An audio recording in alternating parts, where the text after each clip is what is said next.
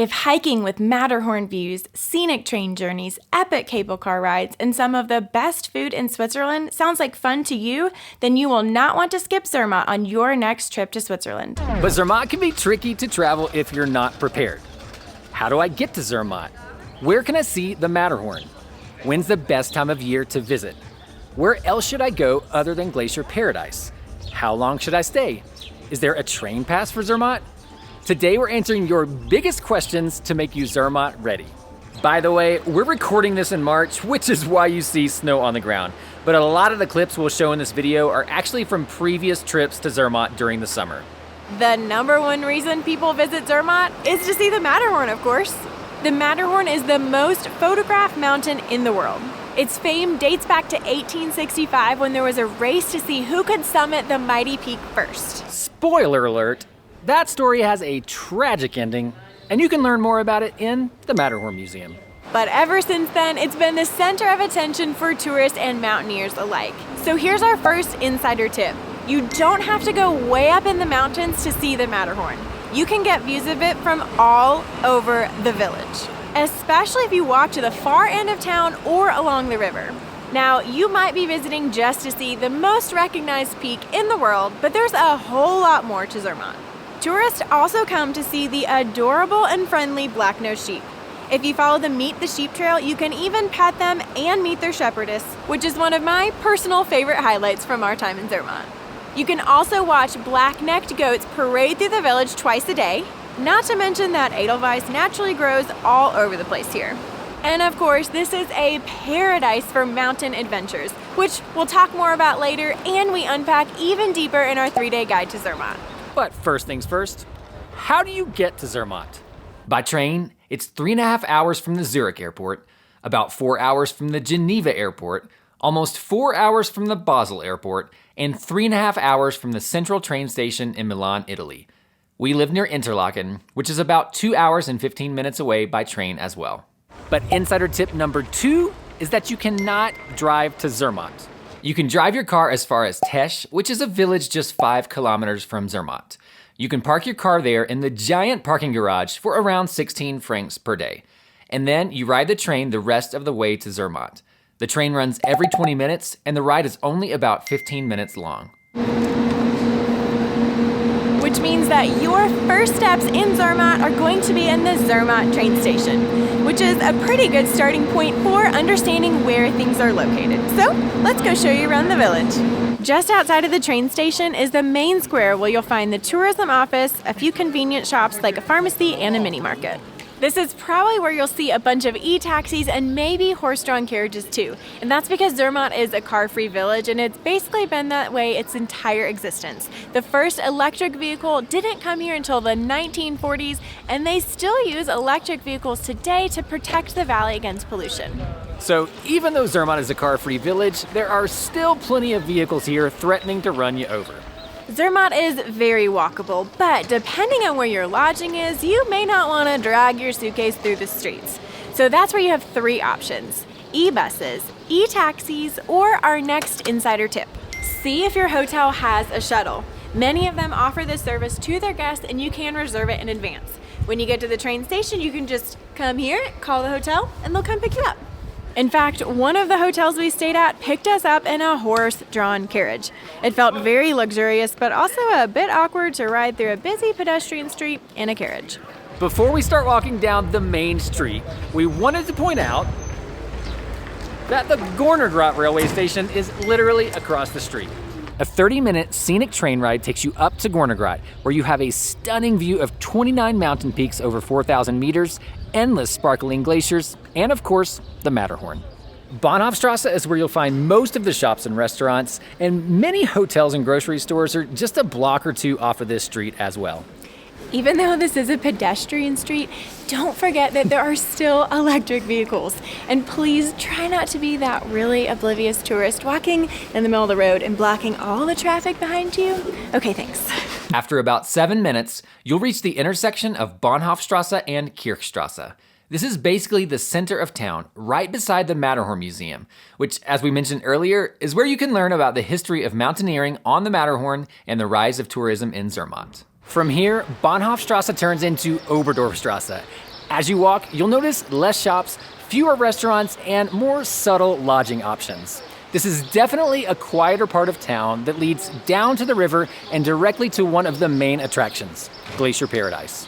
This is the valley station for the series of gondolas and cable cars that eventually lead you all the way up to Glacier Paradise. It's just a 12-minute walk from the center of town or a 20-minute walk from the Zermatt Train Station. And if you haven't heard, Glacier Paradise is the highest cable car station in Europe, where you can walk beneath a glacier or ski 365 days a year. And this leads to our next insider tip. If you search for Glacier Paradise on the SBB mobile app, you won't find it. Trust me, I made the same mistake the first time I looked for it. Instead, type in Klein Matterhorn and you'll find exactly what you're looking for, since that is the name of the actual peak where Glacier Paradise is located. You'll notice that we crossed some water to get over to the station, and that river is the Mata Vispa River, which basically runs all through town and splits Zermatt into two main sections. There are roads running nearly the entire length of the village on both sides of the river. At this point, you're at the far end of the village, and like we mentioned earlier, there are 3 or maybe 4 ways, if you count walking, that you can get around the village. So in addition to hotel shuttles and e-taxis, there are also e-buses. So here's our next insider tip. The public e-buses are free. You don't need a ticket or a pass to ride them, you can just hop on.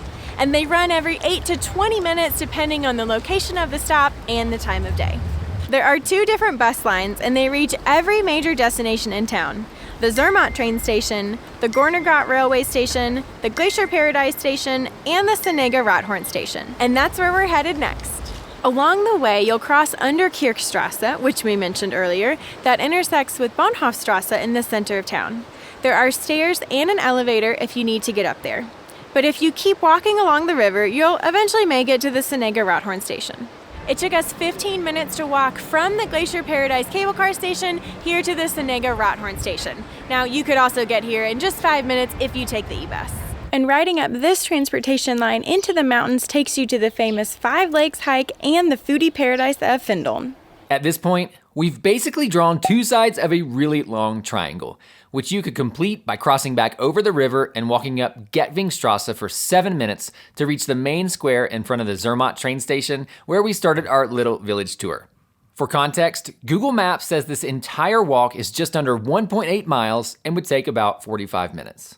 Knowing where the main sites are located is super helpful, but even more important is knowing where to stay. Obviously, staying in the center of town is super convenient to access restaurants and transportation, but it is the most touristy and crowded. Staying at the end of the village near the Glacier Paradise Station is a lot quieter, although you're not as close to many of the other restaurants and attractions. The other side of the river is also quiet and has a lot of potential lodging options and restaurants, but you'll have to walk a bit farther in order to reach the main sites and stations. But this is probably our favorite area to choose for lodging. You could also consider Tesch, which is 15 minutes from Zermatt by train, or Ronda, which is 20 minutes by train. But in our opinion, there are plenty of lodging options in Zermatt that are a lot more convenient. The only thing that could possibly sway our decision would be if the lodging was significantly cheaper. But when we personally travel Switzerland, like our trip to Zermatt right now, and want to find the best prices on Swiss hotels, we use Hotel Card. It gives you up to 50% off the price per night. For example, on our last trip to Zermatt, 7 nights in hotels using Hotel Card was actually cheaper than an entire week booked on Airbnb. We saved an average of 83 francs per night, so it might be worth checking out Hotel Card before your trip to Zermatt. You'll also need to consider when to visit Zermatt. Now, theoretically, you can come any time of year. It's a dream destination in the winter, but we know that most of you are planning to visit in the summer. And in our opinion, the best time to visit Zermatt is from mid-June through early October. During this season, pretty much everything is open, from mountain restaurants to cable cars to hiking trails, etc. Of course, the crowds and the prices will be higher during this season. But be careful about visiting during shoulder season. Outside of June, July, and August, which is the true summer season, some destinations might be unreachable. This is either because the transportation lines are closed or because of snow. But it is good to know that you can reach both Gornergrat and Glacier Paradise year-round. But here's another insider tip. Zermatt uses a dynamic pricing model for tickets, passes, and some activities based on the time of year. That literally means the prices change depending on when you visit. We don't recommend planning your trip solely based on when tickets are the cheapest, but it is something to keep in mind. All right, we've covered a lot so far. Where to stay, how to get around town, and when to visit. Now, let's talk about how long to stay. We've heard from so many travelers who are planning short day trips or overnight stays to Zermatt, but we think 3 full days is the perfect amount of time to spend here. That's why we crafted our guide to Zermatt as a 3-day guide.